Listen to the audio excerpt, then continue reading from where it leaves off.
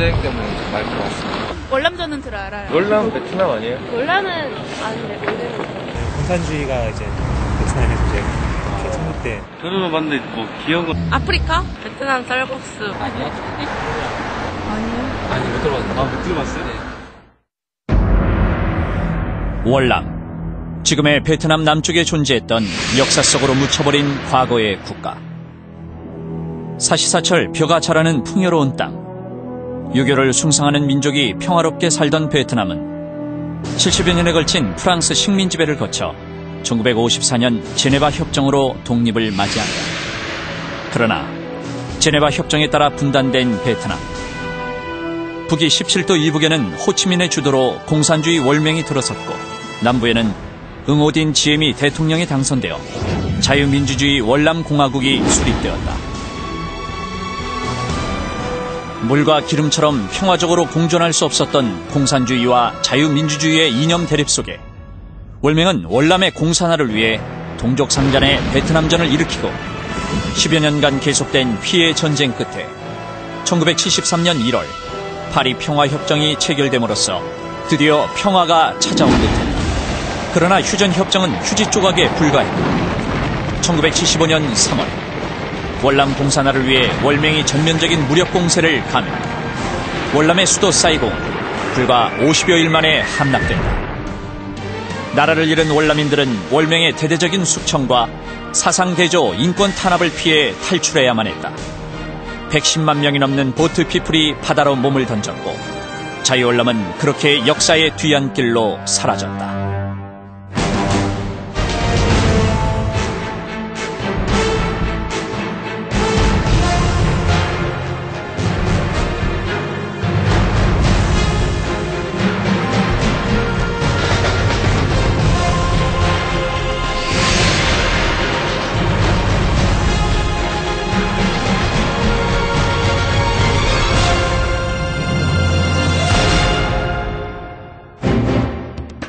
바로 지금으로부터 40여 년 전 패망 이전의 월남입니다.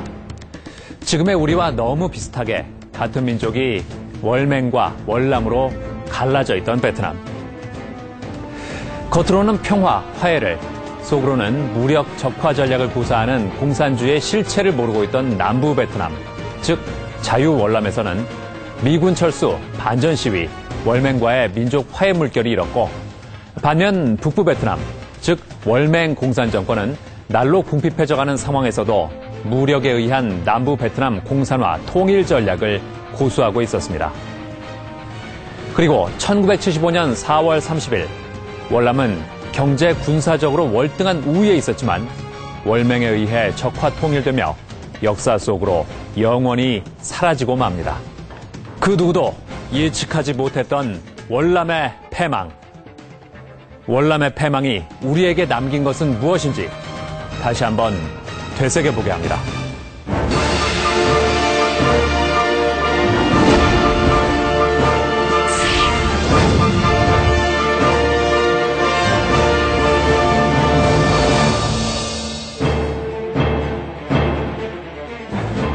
(1954년 7월) 제네바 협정에 따라 북위 17도를 경계로 남북으로 분단된 직후부터 북부 월맹은 남부 월남의 공산화에 착수한다.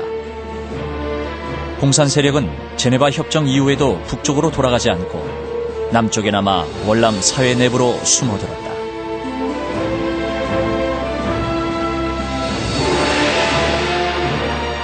우선 농촌 사회에 침투했다. 당시 토지개혁 실패 등 월남 정부의 각종 정책에 불만을 품은 대다수 농민들이 반정부 세력에 동조하게 되었고 공산 세력은 이 같은 상황을 틈타 교묘히 침투, 공산화를 추진했다. 한편 월맹은 1960년 9월 하노이에서 제3차 노동당 대회를 열어 남부 월남 정부를 정복하기 위해 북부 월맹의 사회주의 혁명을 달성하고 남부 월남을 해방시킨다는 결의문을 채택한다.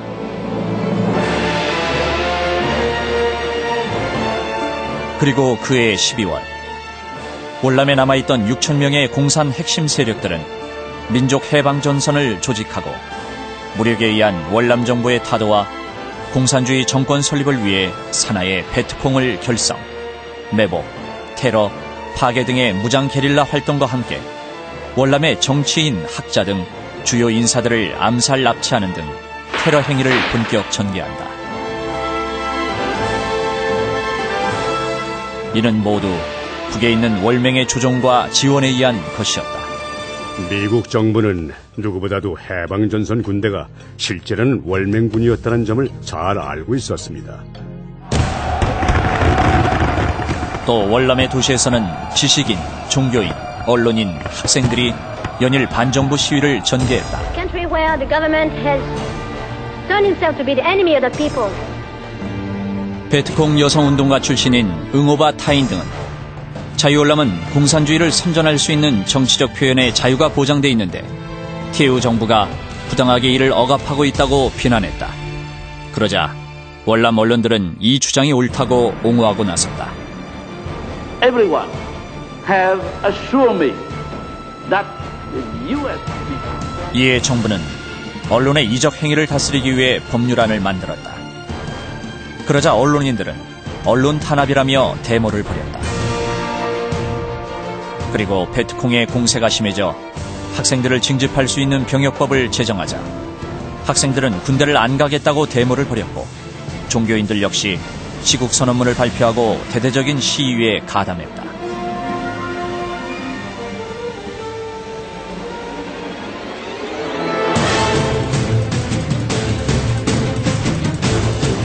선거 때마다 국론의 분열은 더해가고 반정부 운동은 더욱 가열되어 갔다.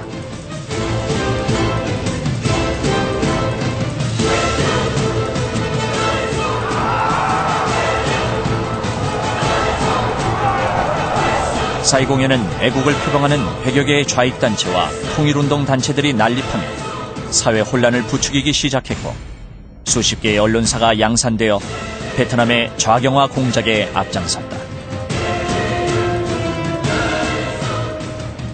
그리고 이들에 대한 수사는 소위 양심적인 반전, 민주, 평화 세력에 대한 탄압으로 매도당했다.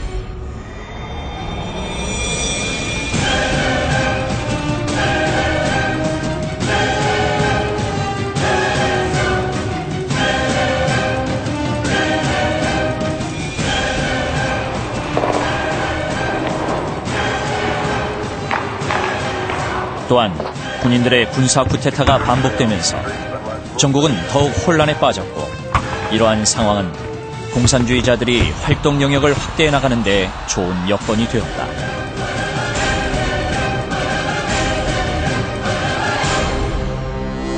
내가 63년 9월 초에 갔는데 그때만 하더라도 사이공의 탐이 낮은데 도둑이 하나도 없어요. 그러니까 잘했죠. 근데 거기 물론 그 게릴라들이 있긴 있었는데 게릴라들이 맥을 못 쳤어요. 그렇게 잘하고 있었는데 근데 문제가 생긴 게 뭐냐면 내부에서 문제가 생긴 거예요. 이 오랫동안 삼선을 하니까 그 참 잘했지만도 거기 여러 가지 또 문제들이 나지 않겠어요? 그 결국 혁명이 났는데. 그래 그다음부터 문제가 생기는 거예요. 그래서 하나 가지고 힘이 부정부패가 되잖아요. 국민의 모든 그 에너지를 갖다 식결시키는 말이죠. 그게 돼야 되는데 그게 뭐냐면 그 좌회설이 많아가지고 자꾸 이 분란이 그러는 게 안 된 거죠. 그 국민의 에너지 총 집결을 못 시킨 거죠. 티우가.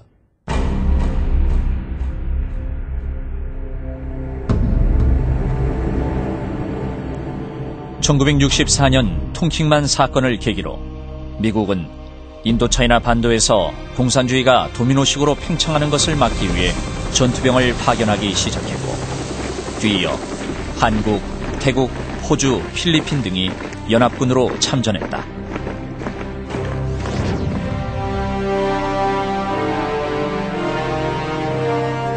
미국 참전을 빌미로 월맹 정규군은 드러내놓고 움직이기 시작했으며 동시에 이를 돕기 위해 중국, 소련, 북한 등 공산국 군인들도 월맹으로 들어왔다.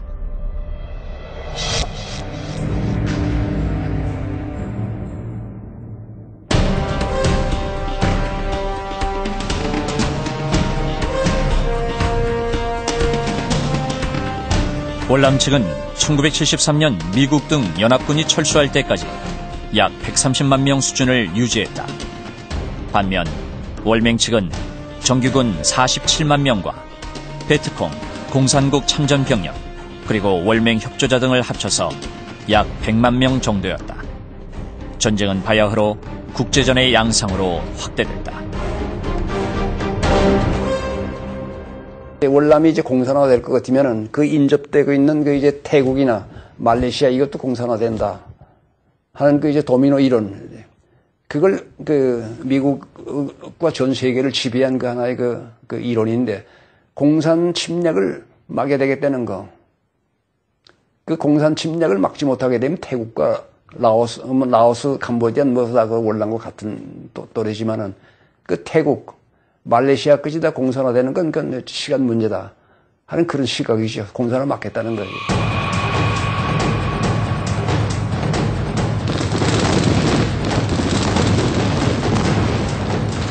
10년 넘도록 치열한 전쟁은 계속되었다. 막강한 화력으로 단기간에 주도권을 잡으리라 예상했던 미국은 전쟁이 장기화되자 당황하기 시작했다. 베트남 내에서는 물론 미국 등에서 반전, 반미 여론이 확산되면서 미국이 대단히 손해보는 장사를 하고 있다는 의식이 팽배해져 갔다. 오랜 전쟁 끝에 월맹과 미국 등 12개 나라는 1913년 1월 파리에서 평화협정을 맺게 됩니다. 그러나 평화협정이 체결된 배경에는 월맹 호치민의 숨은 의도가 있었습니다. 전쟁을 잠시 중지하고 전력을 정비하는 한편 국제사회의 반전 여론을 확산시켜 미군을 베트남에서 몰아내려는 불순한 의도가 숨어 있었던 것이죠. 월맹군 14만 명을 철수시키지 않고 월남에 그대로 남겨둔 것이 바로 그 증거입니다.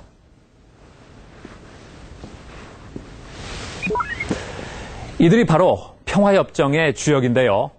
미국 닉슨 대통령의 안보보좌관 헨리 키신저, 그리고 월맹의 정치국원인 레둑토입니다. 키신저는 확실한 휴전을 담보하기 위해 첫 번째, 휴전감시위원단을 만들어 휴전선 등을 감시하고, 두 번째, 월맹의 외무차관이 이끄는 150명의 고문단을 사이공에 인질로 받아놓았으며, 세 번째, 월맹이 휴전협정을 파기하면 즉각 미군이 개입하여 북폭을 재개하기로 굳게 약속했습니다. 그뿐만이 아닙니다. 미국은 보유하고 있던 각종 최신 무기를 모두 월남에게 주었습니다. 이처럼 철저한 장치들을 마련했기 때문에 키신저는 미국 등 연합군이 철수하더라도 휴전 체제가 최소한 10년은 갈 것이라고 낙관했습니다. 그도 그럴 것이 당시 월맹은 미국의 폭격과 경제 봉쇄로 전쟁 수행 능력을 상실할 대로 상실했고, 식량이 부족해 소련, 중국 및 동유럽 국가로부터 매년 약 100만 톤을 지원받으며 하루 2끼와 소금으로 연명하는 상황이었습니다. 군사력은 물론이고 경제력 역시 월남이 월등히 앞서 있던 상황. 그런데 결과는 어떻게 됐을까요? 정확히 1년 반 뒤 평화협정은 깨지고 월남은 공산화 통일됐습니다.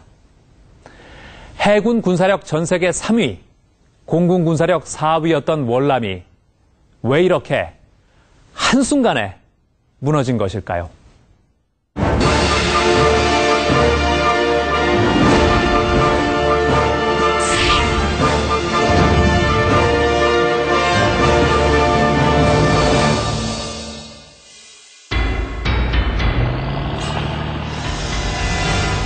(1975년 4월 30일) 소련제 월맹군 탱크가 베트남 대통령궁으로 진입.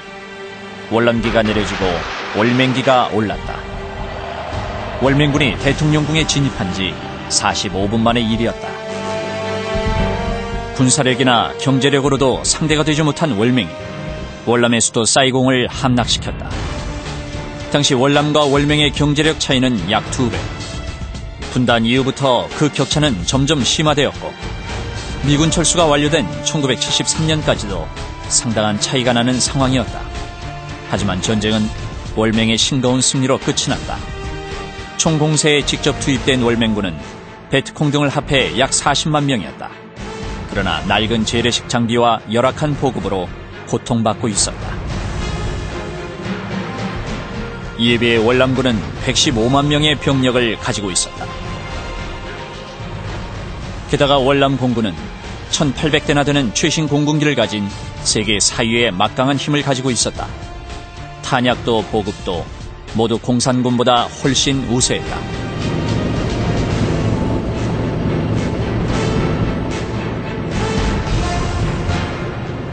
그러나 월남군은 싸움다운 싸움 한번 제대로 해보지 못하고 후퇴만 했다. 월남은 왜 이렇게 쉽게 무너진 것일까?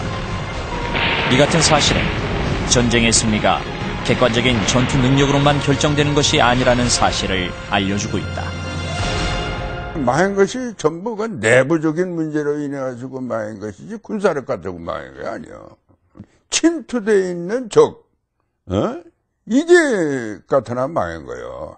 또 월남군 자체의 고관들의 부정부패, 또 민심하고 이탈되는 행위, 이런 걸 제대로 해드려야 하는데 군사력으로 망한 건 아니요. 당시 캄보디아와 라오스 국경을 따라 거미줄같이 연결된 땅굴과 도로, 이른바 호치민 루트라 불리는 육해상 침투 및 보급로가 있었다. 그 땅굴 속에는 월맹의 혁명정부 청사까지 들어있었다. 특히 놀라운 것은 월남정부의 각 부처 및 월남군 총사령부에서 결정되는 극비 내용이 단 하루 만에 여기에 보고되었다는 사실이다. 바로 월남 내 핵심 계층까지 파고든 간첩들이 원인이었다.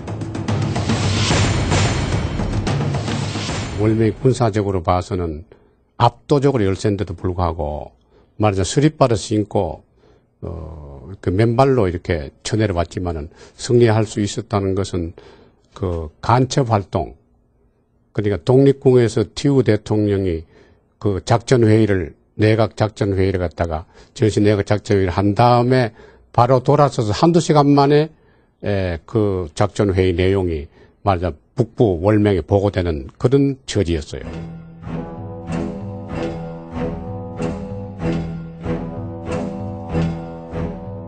(1967년 9월 3일) 11명의 자가 난립한 가운데 치루어진 월남 대통령 선거에서 응엠반 티에우가 당선되었다. 야당 지도자 쭈옹딘 주는 차점으로 낙선하였다.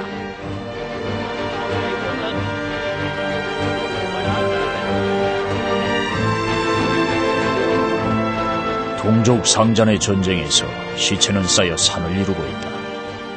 우리 조상이 외세를 끌어들여 동족끼리 피를 흘리는 모습을 하늘에서 내려다보며 얼마나 슬퍼하겠는가. 월맹과 대화를 통해 얼마든지 협상이 가능하다. 평화적으로 남북 문제를 해결하겠다. 쭈옹딘주의 이 같은 연설은 반전반미 여론을 자극했고 국방과 안보를 강조하는 사람들을 전쟁에 미친 사람으로 만들었다. 쭈옹딘주, 그는 바로 월맹의 간첩이었다.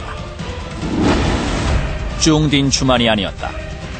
티에우 대통령의 특별 보좌관이었던 후이응 반종과 정치 고문이었던 부응옥야 등 대통령 측근들까지도 호치민의 지령을 수행하는 간첩이었다. 수많은 월맹의 간첩들이 각계각층에 침투하여 활동한 사실이 드러나 세상을 놀라게 했다. 사이공 함락 당시 뉴욕 헤럴드 트리뷴 특파원이었던 팜 수아나는 정보기관 최고 책임자였던 친척을 이용하여 50여회에 걸쳐 핵심 군사 정보를 월맹에 넘겨줬다.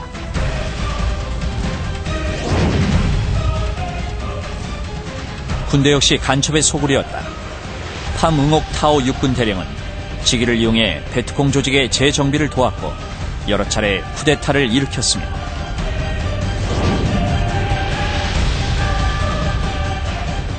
심지어 응엔타인중 공군 중위는 1975년 4월 월맹을 공습하기 위해 출격했다가 사이공으로 진로를 바꿔 월남 대통령궁을 폭격하고 월맹으로 달아났다.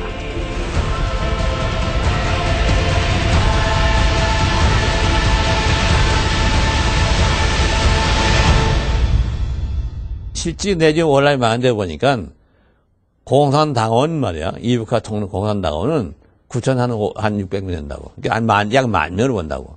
남쪽에 인민혁명당이 여기 있었다고. 인민혁명당은 뭐냐면 그것은 벨트 공략이 바로 그게. 남노당이가 인민혁명당이라고 외누 또가 말이야. 그거 가지고 있는 건데 그것은 이북 공산당하고 사촌이 사촌. 예. 인민혁명당이 약 4만 명이 있었다고. 합해서 5만 명이 그게 핵심 당원이에요.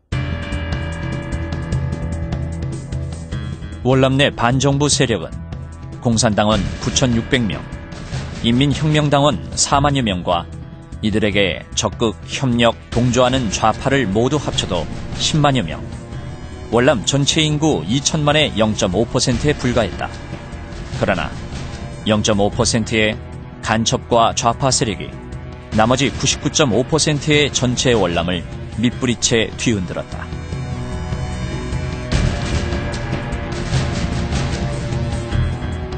이들은 정치권과 시민, 종교단체, 언론 등에 침투하여 친월맹, 반미감정 확산에 힘썼다. 월맹의 공사나 통일전선 전술의 선봉장으로 활약한 것이다.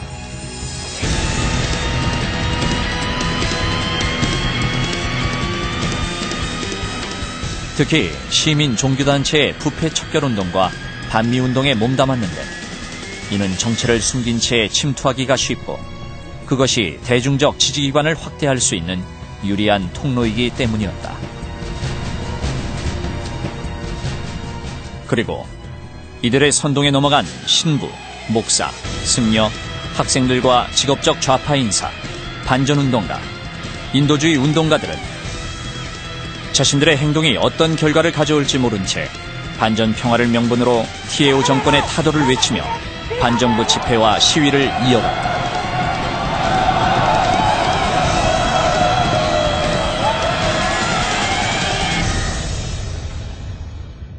자국 개면 학생들의 반정부 데모, 또 스님들의 반정부 데모, 또 전제 한편에서는 전쟁을 하면서 적과 상대를 해가지고 한편에서는 단결을 해야 되는데도 불구하고 학생들이 극렬한 반정부 데모를 하고 또 일부 정치 세력들이 반정부 그런 활동을 했을 때 그 결과가 어떻게 됐나 하는 것이 월남 폐망으로 이어졌던 그 핵심적인 원인이라고 이렇게 볼 수 있습니다. 우리가 누구를 위해 무엇 때문에 생명을 바치는가? 당시 공산군과 싸우던 월남공화국 한 군인의 얘기입니다. 이처럼 격렬하게 적과 총을 맞대고 싸우고 있는 상황에서도 후방에서는 국론을 분열시키고 사회를 혼란케 하는 데모가 끊일 날이 없었습니다. 학생들은 적과 싸우기보다 반정부 데모에 더 열을 올렸고 월남 정부가 병역법 제정안을 만들자 군대를 안 가겠다고 저항했습니다. 정작 군대의 문제는 더욱 심각했습니다. 군대의 부정부패는 도를 넘어서고 있었습니다. 1973년 당시 월남 정규군은 57만 명이었는데 이 중 10만 명이 뇌물을 주고 비공식 장기 휴가를 받아 대학에 다니거나 취업하고 있었습니다. 이뿐만이 아닙니다. 언론과 출판의 자유라는 미명하에 베트남의 1급 기밀이 공식 석상은 물론 일반 시민, 심지어 월맹군의 귀로 전해졌습니다. 월맹군은 구정공세 이후인 1968년, 69년에는 미군의 폭격 계획을 미리 알고 도망쳤으며 미군 연대급 작전 계획을 입수해 이들을 정글로 유인해 힘들이지 않고 전멸시켰습니다. 전선의 군인들이 자유민주주의를 지키기 위해 공산주의와 싸우며 죽어가고 있었지만 국민들의 안보의식은 희미했습니다. 치열한 전쟁 중에도 좌파 언론 매체들은 월남인들이 월맹인들과 손을 잡거나 어깨동무를 하고 노래 부르는 장면 등을 감격적인 모습으로 그려 월남 내의 반전 여론을 부추겼습니다. 오히려 공산주의를 지지할 수 있는 자유를 달라고 외쳤습니다. 이는 월맹의 정치적, 심리적 공작이 오랜 시간 동안 월남 국민 속으로 소리 없이 스며든 결과였습니다. 이런 월맹의 대월남 무력화 선전선동은 주로 남부 베트남 공산당에 적극 협조하고 있던 작가, 연예인들로 구성된 문화예술위원회를 통해 은밀히 지속됐습니다. 그들은 허위 사실을 날조한 선전물로 반미, 반전, 징병제 반대, 베트콩 협력 등을 선동하고 같은 민족끼리 총뿌리를 맞대고 싸우지 말자고 선전했습니다. 월남은 무력전쟁 이전에 펼쳐진 정치적 심리전에서 지고 만 것입니다.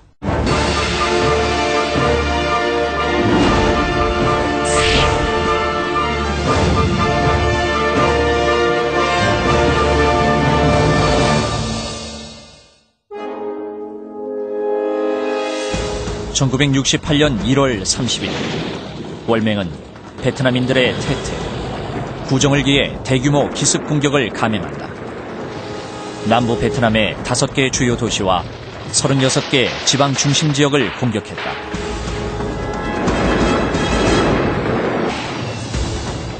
구정의 느슨한 분위기와 명절 민족 대이동의 혼란을 틈탄 기습 공격이었다. 월맹과 베트콩의 동시다발적인 공격으로 미국 대사관이 일시 함락되고 미군의 캐산기지가 큰 피해를 보기도 하였다.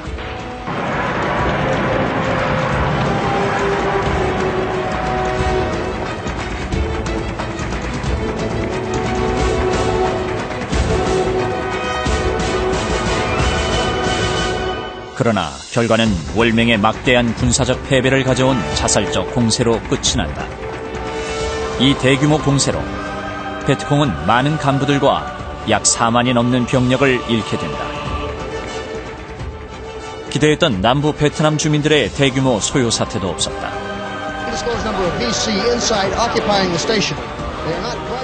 하지만 예상치 못한 변수가 있었다. 바로 언론의 과장 보도였다. 결국은 이기는 전쟁이다 하는 것을 선전하기 위해서 테트 공세를 했다고 봅니다. 그러니까 테트 공세를 할 때는 완전히 전세가 월명의 패보로 끝나는 것처럼 이렇게 보였어요, 분위기가. 그러니까 그것을 심리전으로 만회하기 위해서 독립공 앞에까지 쳐들어갔던 겁니다. 그래서 테트 공세에서 월남 연합군의 어떤 심리적인 장병들한테 엄청난 심리적인 사기 재화를 가져왔어요.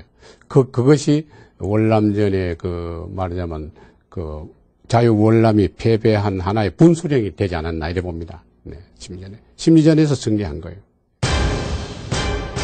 미국인들은 TV를 통해 베트콩에 의해서 잠시나마 미국 대사관 일부가 점령당하고 미군 시체들이 뒹구는 장면을 지켜보며 패배할지도 모른다는 심리적 위축감이 팽배하게 되었다. 미국과 국제사회 여론은 크게 악화되고 존슨 대통령은 1968년 3월 31일 월맹의 평화협상을 제의하고 폭격 중지를 선언한다. Tonight I have ordered our aircraft and our naval vessels to make no attacks on North Vietnam, except in the area north of the demilitarized zone where the continuing enemy buildup directly threatens Allied forward positions and where the movement of their troops and supplies are clearly related to that threat. 구정 대공세로 월맹은 군사적으로 큰 피해를 입었지만 이를 반전 여론 확산의 기회로 이용함으로써 정치적, 심리적 대승리를 거두었다.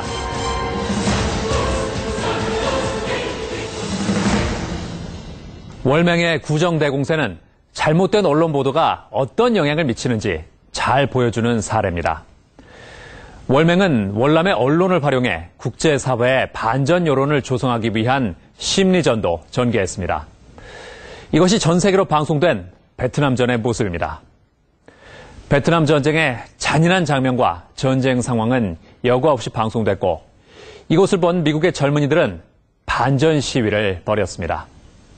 월맹은 월남과 미국의 언론 덕택에 손가락 하나 까딱하지 않고 월남에서 미군을 철수시킬 수 있었습니다. 월맹에 포섭된 민간인들은 외국의 종군 기자들에게 미군과 한국군이 양민을 학살했다는 소문을 퍼뜨려 이들의 사기를 저하시켰습니다. 베트콩이 후에시 양민 4,000명을 학살한 사실이나 월맹군의 무차별 공격으로 피난 중인 민간인들이 처참하게 목숨을 잃은 사실은 보도하지 않았습니다. 오히려 미군과 한국군이 양민 학살의 죄를 뒤집어 써야 했습니다. 사실상 월남 좌파 언론들은 미군, 한국군 등 연합군이 적이라고 방송한 것입니다.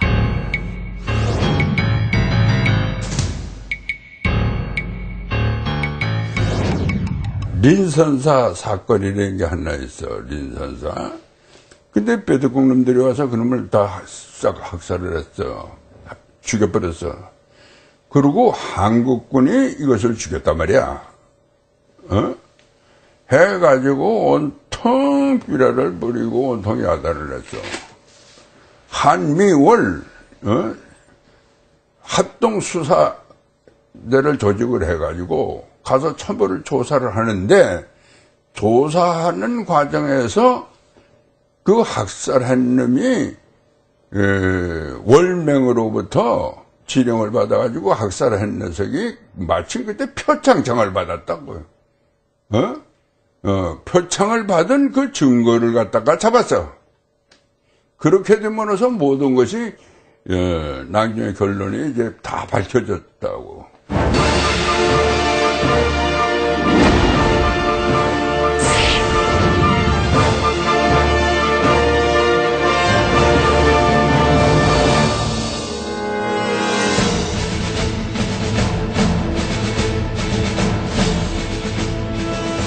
(1975년 4월 30일) 월맹 탱크가 대통령궁을 점령했다.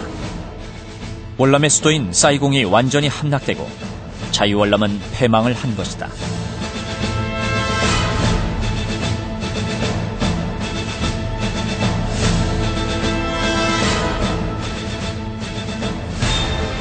국가의 패망으로 인해 월남 국민들은 상상할 수 없는 시련과 고통을 감내해야만 했다. 살아남기 위해 가족과 생이별을 해야만 했고, 그렇게 대부분의 사람들은 자유를 찾아 공산화된 조국을 탈출할 수밖에 없었다.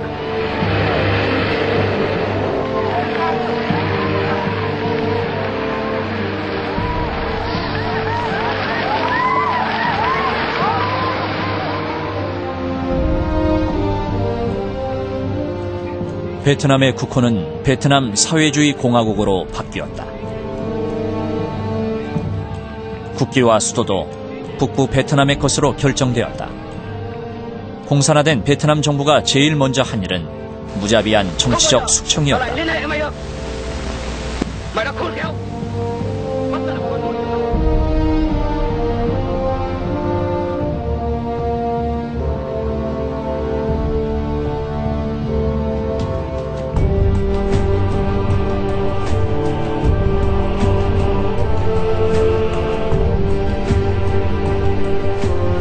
고위 공무원, 지도층 인사, 언론인, 정치인들은 물론 군인, 경찰 모두 정신개조 수용소에 강제 수감되었다.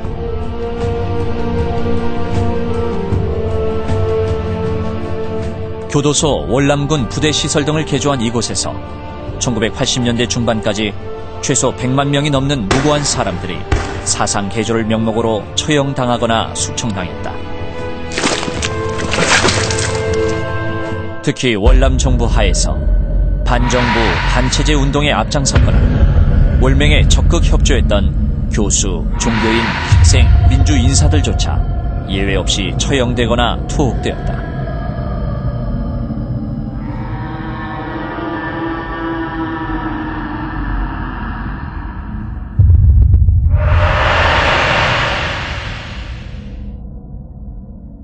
감옥에 아버님한테 얘기 들어보니까 어둠 속에 그냥 가둬놨대요. 어둡게. 그리고 가끔마다 풀리면 햇빛도 안 보이는데 보기 힘든다고 그 정도로. 몸 다 구부려야 뼈 아프다고 그 정도로 당했대. 2년이나. 그런 어둠 속에 가둬놨대요. 감옥인가 모르겠는데 하여튼 혼자만 그 어둠 속에 있대요. 구국 평화회복 및 반부패 운동단체를 결성해 반정부 활동에 앞장섰던 승려 틱직구왕은 일명 호랑이 우리라고 불리는 비좁은 칸막이 속에 오랜 기간 갇혀 결국 다리가 굳어져 장애인이 됐다.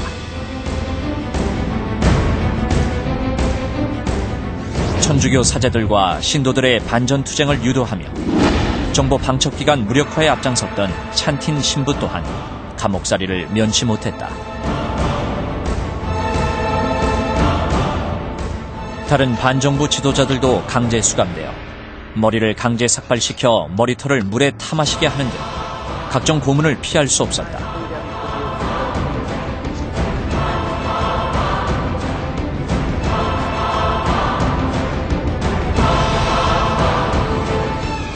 미국의 오렌지 카운티 레지스터는 2001년 4월 29일자 베트남 특집 탐사 보도를 통해 수용소 수감자는 독방 감금, 위험한 노동, 밀폐된 공간의 감금, 각종 구타와 고문은 물론 처형까지 스스럼 없이 자행되었다고 보도했다.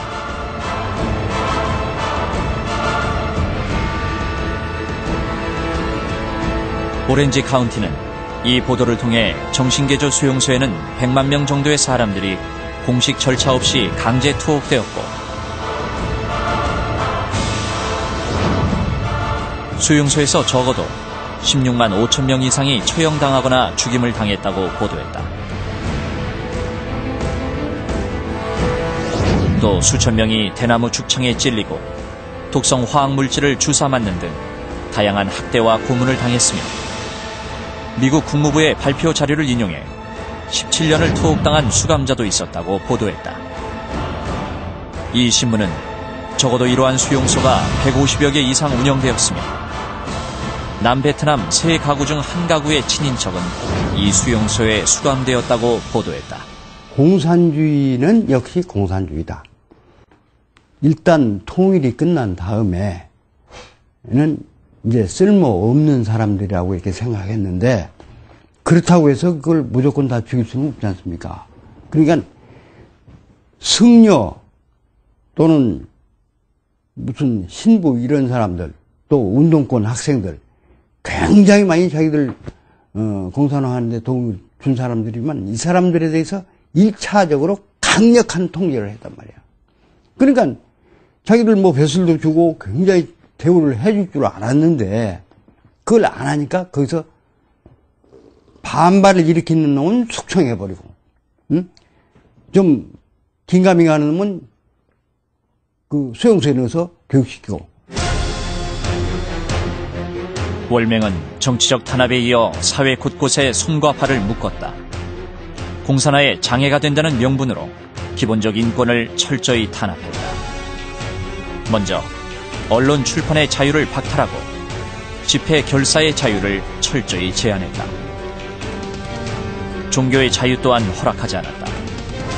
종교단체를 모든 사회단체의 상위 조직인 베트남 조국전선 산하에 강제로 편입시키고 종교계의 신문과 잡지 발간을 정지시키는 등 사회활동을 금지시켰다. 그리고 이에 항의하는 종교 지도자들은 줄줄이 체포, 구금되었다. 또한 변방의 신경제 지역으로 230만 명이 강제 이주되어 밀림 늪지대에서 굶주림과 질병, 착취로부터 고통을 겪어야 했다.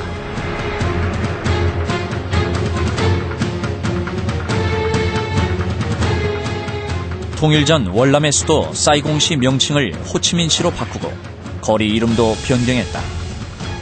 과거 남부사회의 흔적을 지우기 위해 월맹 혁명가들과 관련 있는 이름으로 대체한 것이다.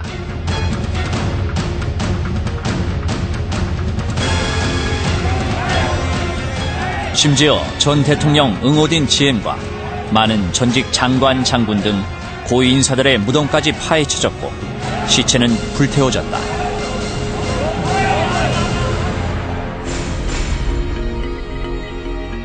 또한 자유시장 경제 체제를 해체하고 공산 사회주의식 통제 경제로 강제 전환했다.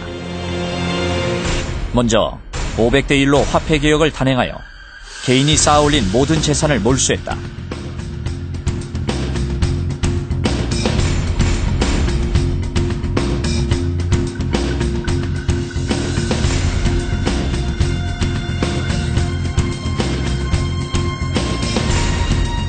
자본가들의 재산도 국가에 자진 헌납하는 형식으로 강제 몰수하였고 1,500개의 개인 기업을 국유화의 이름 아래 모두 빼앗았다.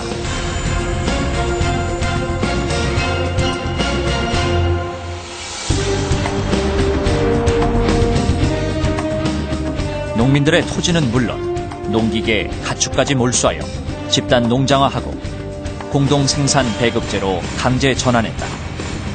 이로 인해 쌀 생산량이 크게 줄어들어 세계 2, 3위의 쌀 수출국이었던 베트남은 급기야 매년 100만 톤의 쌀 수입국으로 전락했다.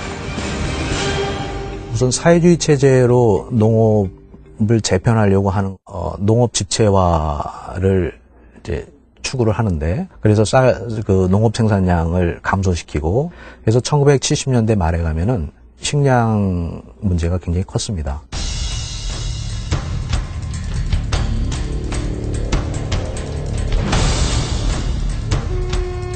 통일 베트남 공산당 총비서 레드와는 1976년 개원 국회에서 조국을 10배 더 크고 10배 더 아름답게 만들 것이라고 장담했다.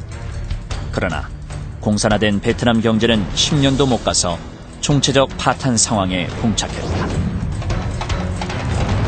400만 명 실업사태, 굶주림, 강제노동 등 극히 암울한 상황에서 월남 국민들은 탈출만이 살 길이라는 절박감에 조악한 뗏목과 보트 등을 만들어 목숨을 건 보트 피플 대열에 끼었다. 전신주도 걸을 수만 있다면 탈출할 것이라는 농담이 있을 정도였다.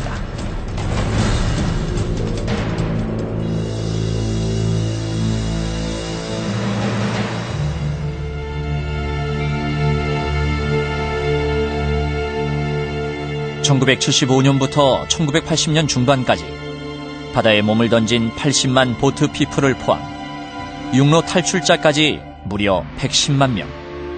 이들은 필리핀, 한국, 인도네시아, 미국을 향해 바다에 목숨을 걸었다.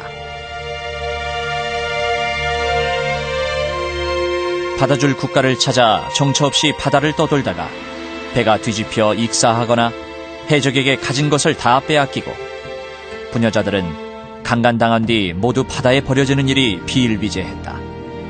그렇게 약 11만 명이 물귀신이 되고 말았다. 나라 그렇게 되는 거는 슬프다 그렇게 다시 뒤로 보니까 저쪽에 이제 바다 타잖아요. 배 타고 이제 저 멀리 점점 야자나무인가 집인가 점점 멀리 보여. 내 고향이 점점 떨어져 멀리 보니 그게 슬프고 눈물이 났어요. 근데 이제 이렇게 갔다가 언제 또 돌아오나 이렇게 쳐다보고 생각했어요.